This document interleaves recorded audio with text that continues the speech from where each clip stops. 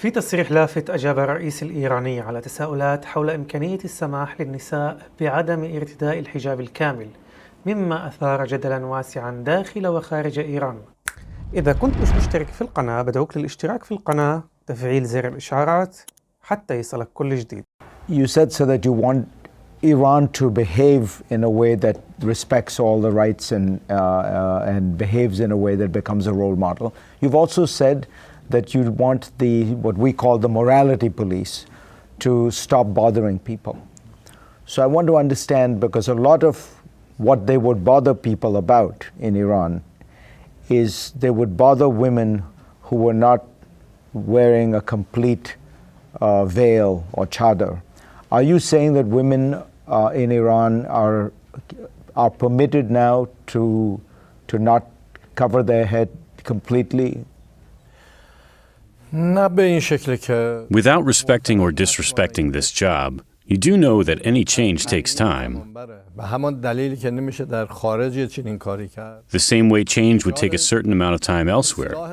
Behavior modification from both the side of the government or the ones operating outside of their norms. All of this naturally takes time.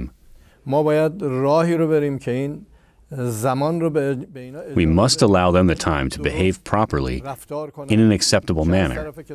Those who are displaying inappropriate behavior in the government, or those who are members of the society at large and are confronting a set of beliefs and culture,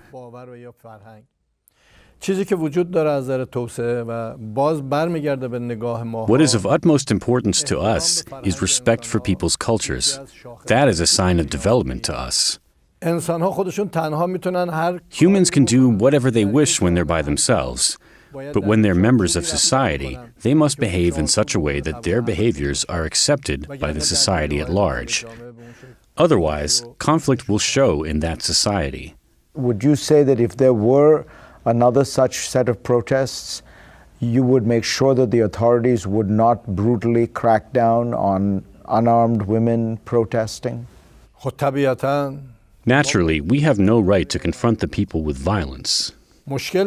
We have problems and challenges, but those are not justifiable excuses. In order for us to take out our frustrations on our citizens, on our people, it is our responsibility and duty to serve them diligently and sincerely, and we will not fall short to this effort. So it doesn't matter. We must not even behave in such a way that would make people take to the streets. It is our actions and type of behavior that makes these events occur. So the more we are able to better ourselves, the more we are going to positively impact the behavior of society at large. That's what we seek. Mr. President, people describe you as a moderate. Do you think you are a moderate or a reformer? Would you use those words? I have a principle. The principle that I firmly believe in is justice and fairness. I am not a normal civilian. I am an academic. So I judge everything and accept everything based on scientific evidence, on social science-based evidence. If we are to realize this fairness and justice, whether in our country, the region, or the world, we need reforms. Meaning we cannot keep behaving and talking and being in the same way while expecting changes in the society. There are certain rights being trampled upon in the lands upon which we live. Justice is lacking in many places. So if we can ultimately create this world that we seek, it will be a good world. And war and bloodshed will be ended.